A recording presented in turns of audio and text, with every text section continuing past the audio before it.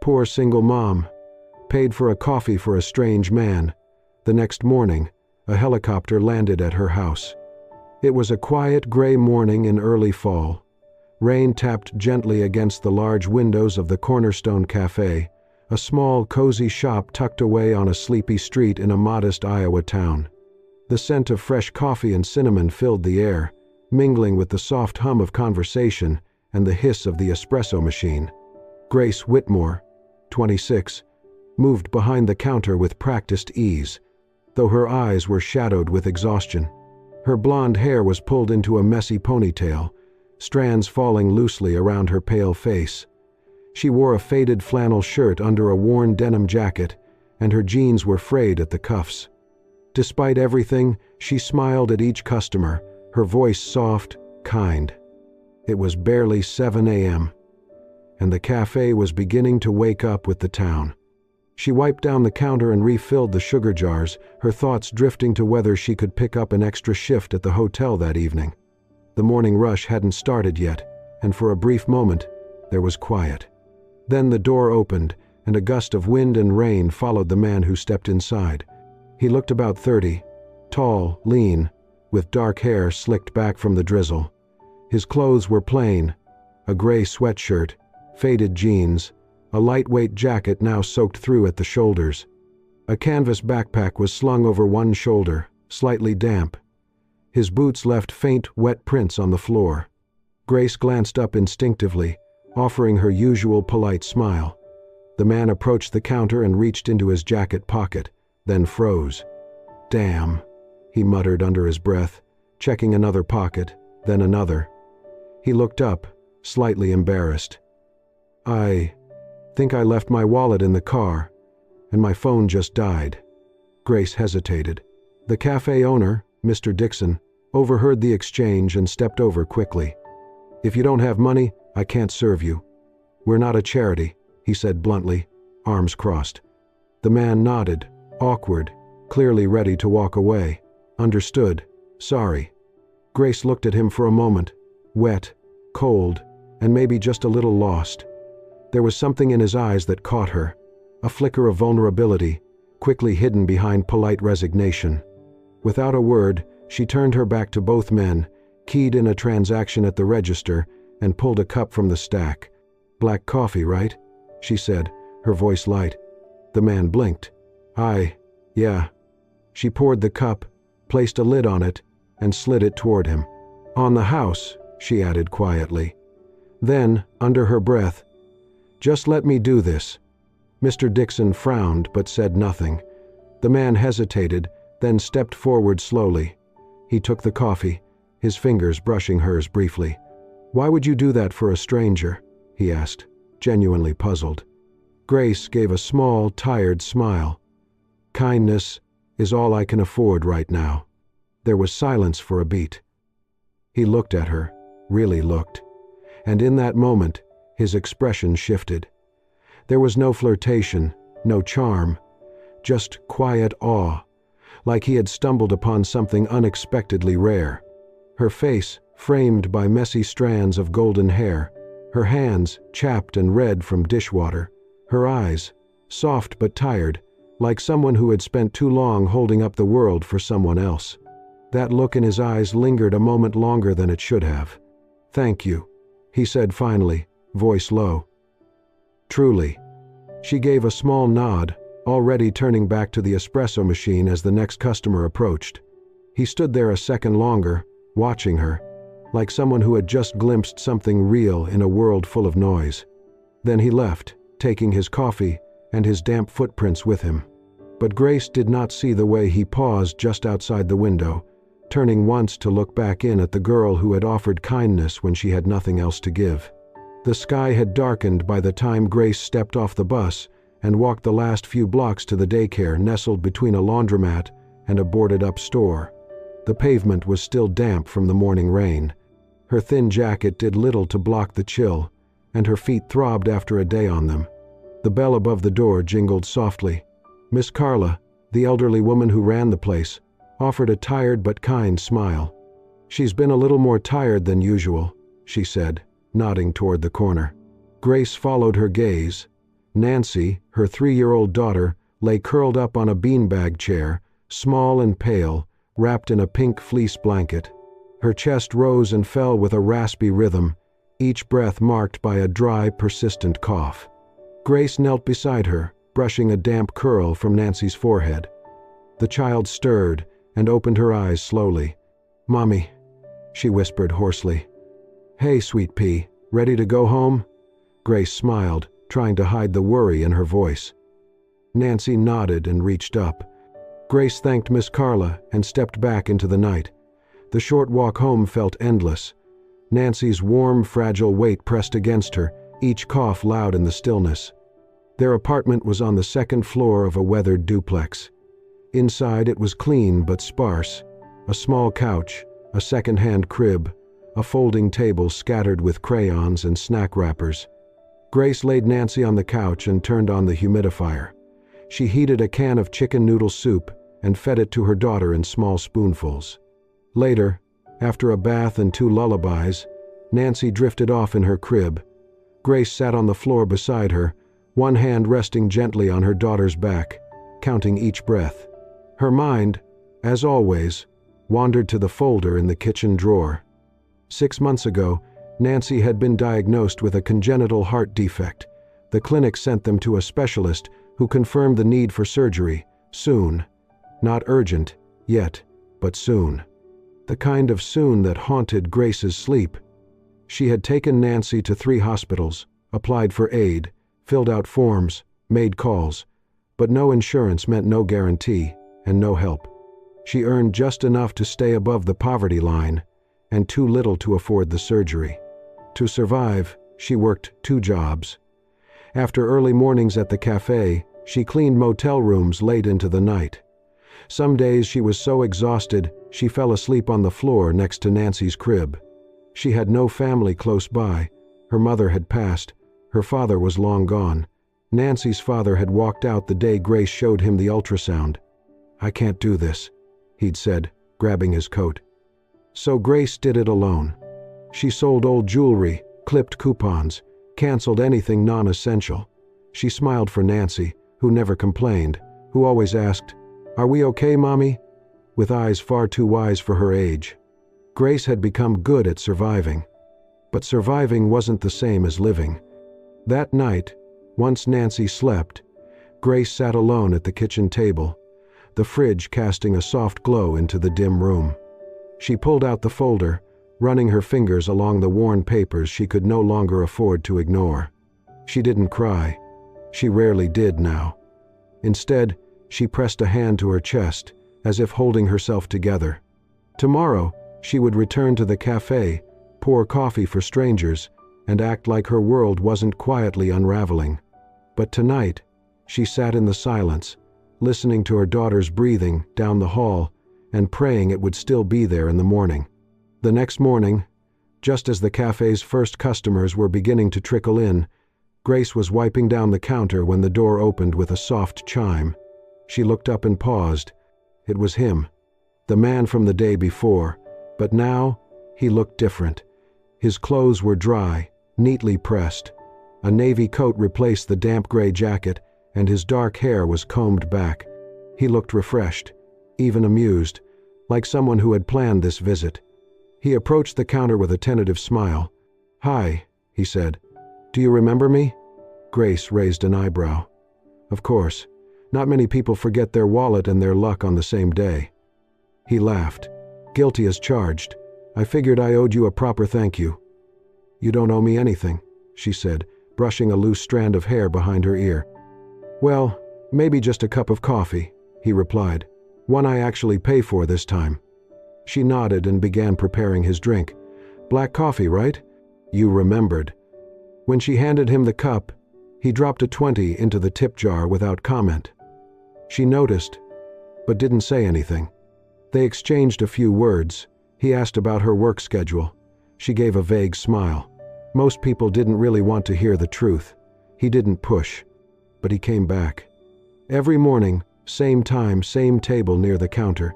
He never brought a laptop or acted busy.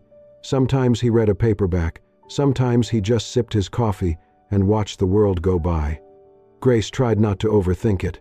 Maybe he was passing through town, trying to clear his head. He always ordered the same drink, tipped generously, and smiled when she brought it over. Her coworker Maya was more curious. "He's not just here for the coffee," she whispered one morning, nudging Grace. "Maybe he likes the peace and quiet." Maya smirked. "Or maybe he likes you." Grace rolled her eyes but felt the warmth creeping into her cheeks. One day, Grace noticed Mason. She had finally caught his name on his card, chatting casually with Maya near the counter. He was relaxed, easy to talk to. And he listened. Not the polite kind of listening, but real listening. The kind where he remembered details and followed up days later. She hadn't met many men like that. A few days later, on a chilly afternoon, Grace stood with Nancy outside the preschool.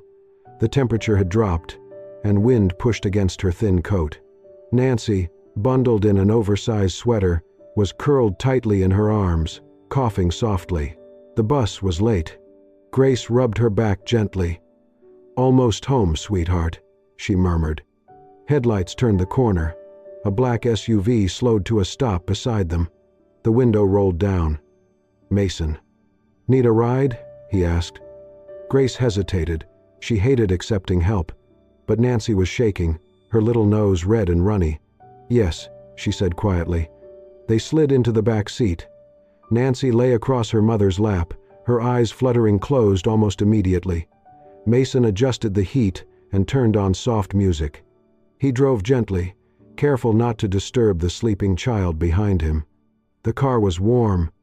Grace leaned her head against the window. She had not slept more than 4 hours a night in weeks. Nancy's breathing had steadied, and the hum of the engine blurred her edges. Slowly, she drifted off. The ride was quiet. Mason glanced back through the mirror. Grace's head had fallen slightly to the side, her hair tousled. Nancy was curled against her chest, both perfectly still. When he pulled up to their building, he turned off the engine and sat for a moment, just looking at them. The music played softly, a cello weaving through the silence. He turned in his seat, studying Grace's face, so peaceful, so tired. Without thinking, he reached forward and gently tucked a strand of hair behind her ear. Her eyes opened. Caught, Mason froze. His hand hovered mid-air. "I'm sorry," he said quickly, voice quiet. "You just looked tired. I didn't want to wake you." Grace blinked, then gave him a small, tired smile, real in a way none of the others had been. That smile stayed with him long after. He got out and opened the door for her. Nancy didn't stir as he lifted her gently. Grace followed, silent. Mason carried the little girl up the steps like she weighed nothing. At the door, he handed Nancy back and placed her backpack at Grace's feet. "Take care of her," he said softly, "and of yourself, too." Grace nodded, her throat tight. He turned and walked away without looking back. She stood in the doorway, watching the SUV disappear into the fading light, her daughter asleep in her arms, and her heart just a little less guarded than it had been that morning. It was a slow Thursday afternoon at the cafe when Mason noticed Grace moving more slowly than usual. She smiled when spoken to, but it never quite reached her eyes. Her hands trembled slightly as she refilled the creamers, and her shoulders sagged with weight she no longer bothered to hide. He didn't say anything. Not yet. Later that day, as he got into his SUV, something caught his eye, a small folder wedged between the passenger seat and the door. It must have slipped from Grace's bag the night he had driven her and Nancy home. He picked it up, intending to return it, but something made him pause. His fingers lingered on the edge of the folder, and after a moment, he opened it. Inside were medical documents, scans, charts, and notes. At the top of each page, Nancy Whitmore. He sat motionless in the driver's seat for several minutes, flipping through the papers. The words were cold and clinical: congenital heart defect, high surgical risk, procedure recommended within 14 days, pediatric cardiology consult. But beneath the jargon, the truth hit hard. Nancy was very sick, and she was running out of time. That night, Mason couldn't sleep. He lay awake in his condo, the glow of city lights spilling across the ceiling. He thought about Nancy's tiny hand wrapped around a spoon at the cafe, her head nestled on Grace's shoulder, the sound of her cough in the back seat. And Grace, strong, worn, quietly holding everything together, smiling even when it was clear she was unraveling inside. The next morning, Mason returned to the cafe earlier than usual, the folder in hand. When Grace saw it, her face went pale. "I'm sorry," she said quickly, wiping her hands on her apron. "I didn't mean to leave that there." "It's okay," Mason said gently. "I read it." She froze. "I wasn't trying to snoop," he added, "but I'm glad I did."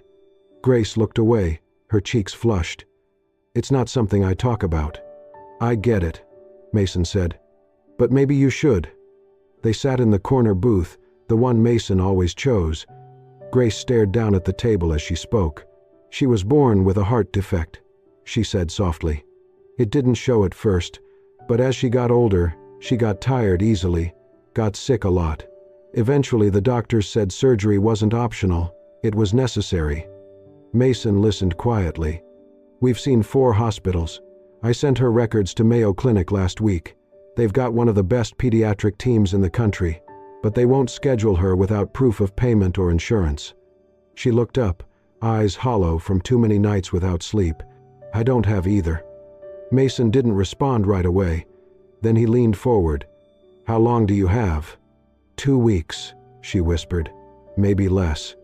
He nodded slowly, each word sinking deep. A customer entered, and Grace had to get back to work. Mason stood, quietly slipping the folder back into her bag before he left. That night, he sat in his car outside the cafe. He gripped the steering wheel, staring straight ahead while the world moved around him. Cars passed. People came and went.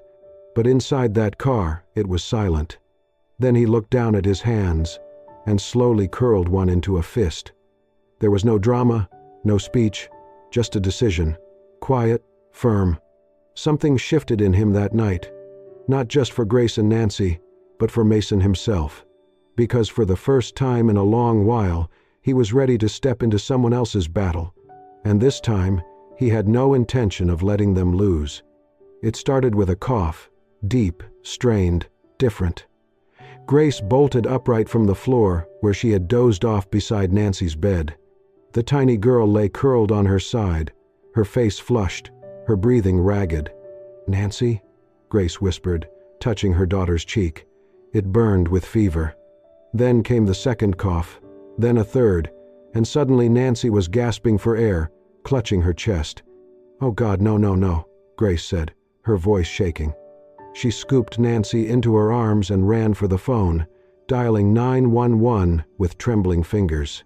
Her heart pounded as she gave their address, begged for an ambulance, tried to keep Nancy calm as her daughter whimpered against her. By the time the paramedics arrived, Nancy was barely responsive.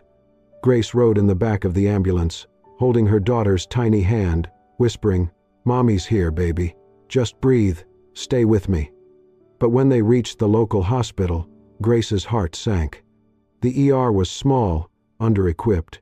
The attending physician shook his head after reading Nancy's chart. "She needs to be at a pediatric cardiac center. We're stabilizing her, but she can't stay here." "But where? How? She needs help now," Grace cried. The doctor was already making calls, trying to find a facility with availability. But time was slipping. Grace stood in the hallway, her arms wrapped around herself, panic clawing at her chest. Her daughter was dying, and there was nothing she could do. Then her phone rang. She didn't recognize the number, but she answered it anyway, breathless. "Grace?" It was Mason's voice, steady, urgent. "Mason?" Her voice cracked. She's not okay. They said she needs to be transferred, but they don't have—" "I know," he said gently, but firmly. "I'm sending help. Just hold on." "What? What do you mean?" 20 minutes. Stay where you are. I've got everything covered." Then he hung up. Grace stood frozen, phone still to her ear. 20 minutes? The hospital staff had barely finished preparing Nancy for transfer when the rumble of rotor blades cut through the night. Nurses and doctors turned toward the window, stunned. Outside, A sleek white helicopter, bearing the logo of a private medical transport company, was descending onto the high school's football field next to the hospital. Lights flooded the area. The blades whirred like thunder. A man in a black coat stepped down from the aircraft as the medical team opened the emergency doors. It was Mason. His eyes scanned the chaos until they found Grace, who stood by a gurney with Nancy bundled in blankets, oxygen mask over her face. He moved without hesitation. "Is she stable enough to fly?" he asked the attending nurse. "We think so, but the window's closing." Mason looked at Grace. "Come with us." She stared at him, wide-eyed, as he gently lifted Nancy into his arms, cradling her as if she were his own. They ran together through the cold night air, the wind from the blades whipping around them. Once inside, the doors shut, and the helicopter lifted into the sky. Grace sat beside Mason, holding Nancy's hand, watching the machines beep in rhythm with her daughter's faint heartbeat. The hum of the aircraft filled the cabin. She could barely breathe. Then she turned to him. "Why?" she whispered, her voice cracked. "Why are you doing this?" Mason looked at her, his eyes darker than usual. Not with anger, but with something older, deeper. "Because no one helped my mom when she needed it," he said softly. "I won't let history repeat." Grace didn't say anything. Her lips trembled. Her throat closed. She reached for his hand, her fingers curling around his. And finally the tears came. She cried, not just from fear, but from the overwhelming relief of not being alone anymore, of someone showing up, of someone choosing to stay. The helicopter flew through the night toward Mayo Clinic in Minnesota, where Dr. Keller and his team waited. And Grace sat in the soft glow of the cabin, her daughter beside her, and a man across from her who had arrived like something out of a dream, except he was real. And he was not leaving. The helicopter touched down on the roof of Mayo Clinic just after midnight. A specialized pediatric team rushed to receive Nancy, who was whisked into the cardiac wing under a flurry of coordinated motion. Grace stumbled behind them, clutching Mason's coat sleeve like an anchor. The next hours passed in a blur of forms, tests, and briefings. Mason never left her side. He spoke calmly to the doctors, answered questions when Grace's mind went blank, and signed paperwork without hesitation. By dawn, Nancy was stabilized and resting in a pediatric ICU room.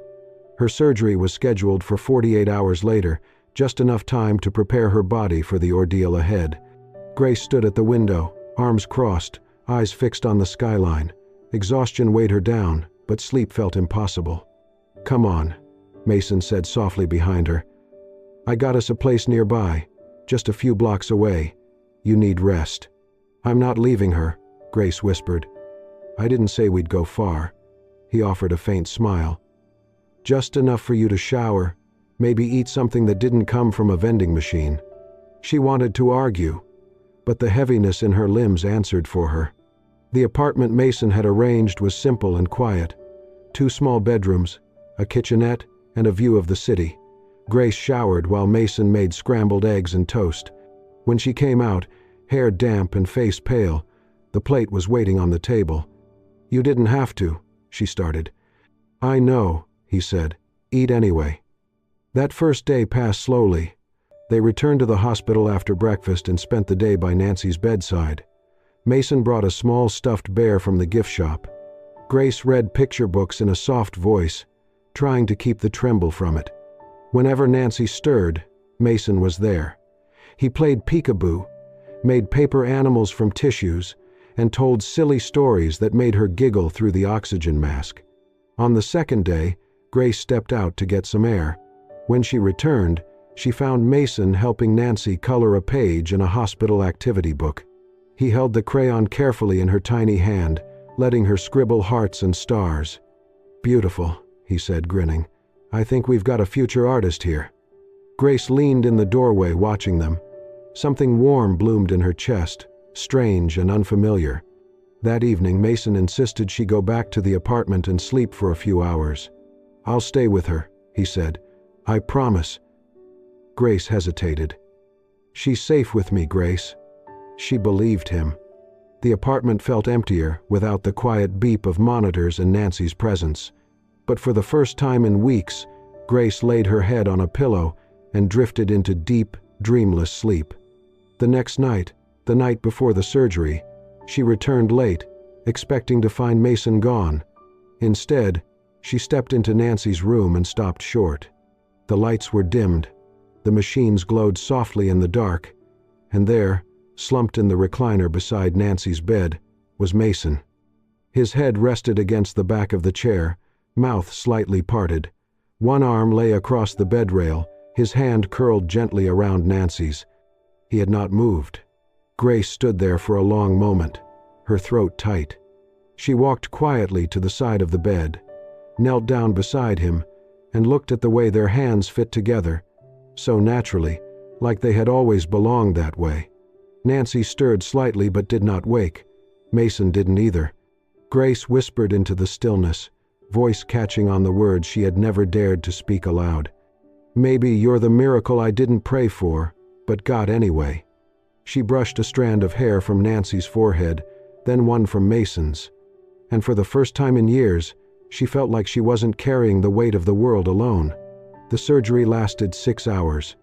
Grace paced the hospital hallway the entire time, her arms crossed tightly, her nails bitten to the quick. Mason sat nearby, silent, alert, ready to hold her up if her knees gave out. When the surgeon finally emerged, mask pulled down, eyes tired but smiling, Grace could hardly breathe. "She made it," Dr. Keller said. "The operation was a success." Grace cried, not loudly, not dramatically, but the kind of tears that come from relief so deep it knocks the breath out of you. Mason didn't say anything.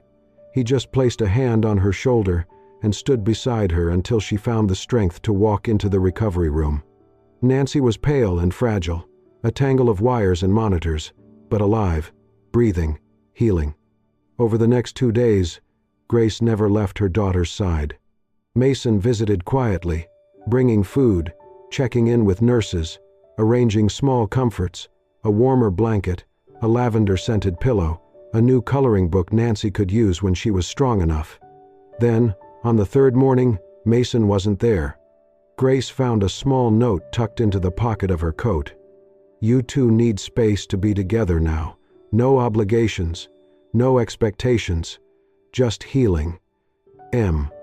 She read it twice. She should have felt grateful, but all she felt was empty. Nancy noticed too. "Where's Mr. Mason?"